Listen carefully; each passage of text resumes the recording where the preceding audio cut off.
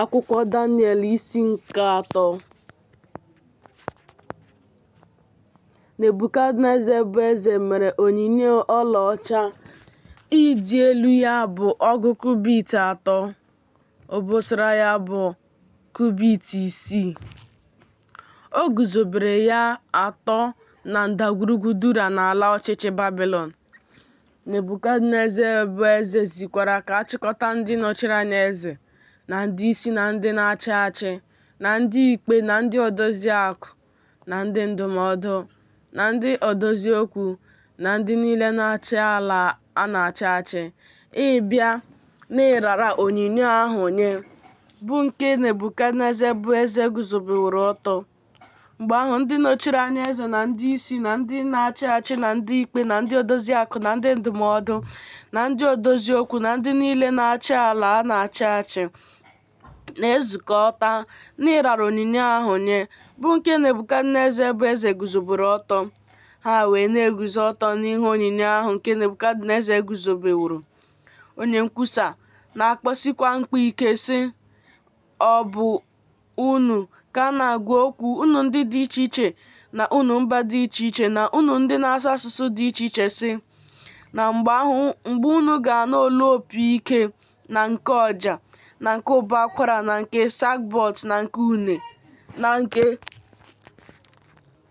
na nke dulcimer na nke ụbọ na opi niile dị iche iche, unu ga-ada n'ala kpọọ isiala nye onyinye ọlaedo ahụ nke Nebukadneza bụ eze guzobere ọtọ. Ma onye ọbụla nke na-agaghị ada n'ala kpọọ isiala n'otu mgbe ahụ ka a ga-atụba ya n'etiti oke ọkụ nke na-enwu ajọ onwunwu.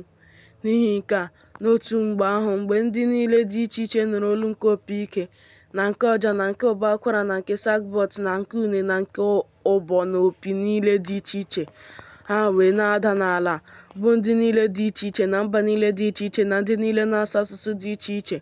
Ha wee na-akpọ isiala nye onyinye ọlaedo ahụ nke Nebukadneza bụ eze guzobere ọtọ. N'ihi nke a ka ndị Kaldịa ụfọdụ bịaruru nso n'otu mgbe ahụ, bụ ndị ji ebubo. Ha zara sị, Nebukadneza bụ eze dị ndụ ruo mgbe ebighị ebi. Gị onwe gị eze nyewo iwu sị, na onye ọbụla nke ga-anụ olu nke opi ike na nke ọja na nke ụbọ akwara na nke sackbut na nke une na nke dulcimer na nke ụbọ na opi niile dị iche iche ga-ada n'ala kpọọ isiala nye onyinye ọlaedo ahụ. Ma onye ọbụla nke na-adaghị n'ala kpọọ isiala, a ga-atụba ya n'etiti oke ọkụ nke na-enwu ajọ onwu.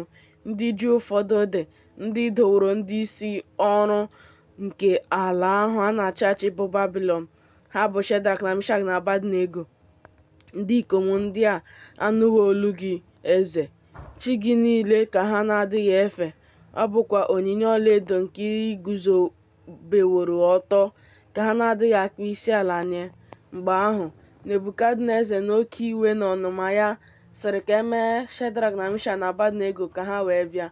Mgbe ahụ, ha mere ka ndị ikom ndị a bịa n'ihu eze. Nebukadneza zara sị ha, ọ bụ ihe unu zubeworo unu Shedrak na Mishak na Abednego, na chi m ka unu na-adịghị efe?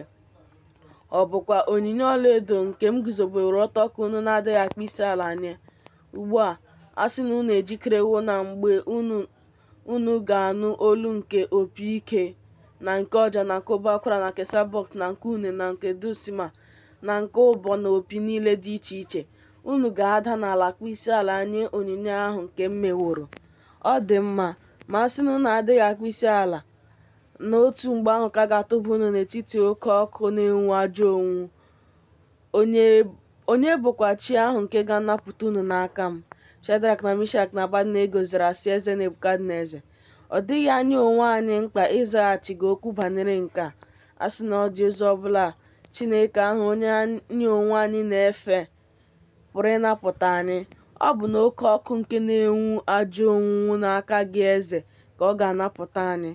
Ma a sị na ọ pụghị ịnapụta anyị, ka ị mara eze, na chi gị niile ka anyị na-agaghị adị na-efe. Ọ bụkwa onyinye ọlaedo ahụ nke ị guzobeworo ọtọ ka anyị na-agaghị akpọ isiala nye. Mgbe ahụ, Nebukadneza jupụtara n'ọnụma. ụdị ihu ya wee gbanwee megide Shedrak na Mishak na Abednego. Ya mere ọ zara ya sị ka ha mee oke ọkụ ahụ ka ọ dị ọkụ ugboro 7 karịa otu a na-emere ka ọ dị ọkụ. Ọ sịkwara ndị dike ụfọdụ bụ dimkpa ndị dị n'ụsụ ndị agha ya ka ha wee kee Shedrak na Mishak na Abednego agbụ, tụba ha n'oke ọkụ na-enwu ajọ onwu. Mgbe ahụ e kere ndị ikom ndị a agbụ n'uwe ukwu ha, na akwa nkechi isi ha, na uwe mwụda ha, na uwe niile ha, wee tụba ha n'etiti oke ọkụ na-enwu ajọ onwu. N'ihi nke a, n'ihi na okwu eze dị oke ọkụ, na n'ihi oke ọkụ ahụ bụ ihe meworo ka ọ dịkarịa ọkụ oke, ọbụla ndị ikom ahụ ka ire ọkụ gburu, bụ ndị meworo ka Shedrak na Mishak na Abednego rigota. Ndị ikom atọ ndị a bụ Shedrak na Mishak na Abednego wee daa n'ala na-agbụ n'etiti oke ọkụ na-enwu ajọ onwu. Mgbe ahụ o juru Nebukadneza bụ eze anya, o wee were ọsọ bilie. Ọ zara sị ndị ndụmọdụ ya, ọ bụghị ndị ikom atọ e kere agbụ anyị tụbara n'etiti oke ahụ? Ha zara sị eze, ọ bụ ezie eze. Ọ zara sị, lee, mụ onwe m na-ahụ ndị ikom anọ atọpụrụ agbụ na-ejegharị n'etiti oke ahụ, ma emerụghị ha ahụ. Onye ahụ nke mere ha nnọọ yiri nwa nke ndị bụ chi niile ya anya. Mgbe ahụ Nebukadneza bịara nso ọnụ ụzọ oke ọkụ ahụ nke na-enwu ajọ onwu. O kwuru sị, Shedrak na Mishak na Abednego, unu bụ ndị ohu nke Chineke nke kachasị ihe niile elu, pụtanụ bịa. Mgbe ahụ Shedrak na Mishak na Abednego si n'etiti ọkụ ahụ pụta. Ndị ahụ ndị nọchiri anya eze, na ndị isi ahụ, na ndị ahụ na-achị achị, na ndị ndụmọdụ eze, ebe ha zukọtaworo, ha hụkwara ndị ikom ndị a, na ọkụ ahụ enweghị ike n'ahụ ha.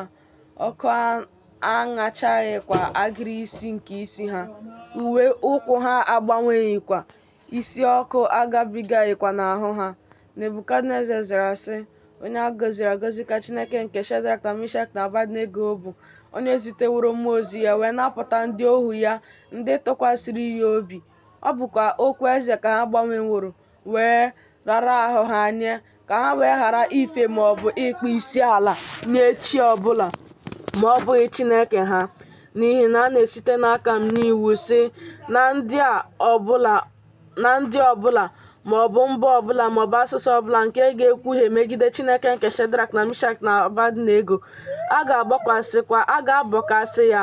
Ọ bụkwa ụlọ ya ka a ga-eme ebe ikpofu ahịhịa, n'ihi na ọ dịghị chi ọzọ nke pụrụ ịnapụta otu a.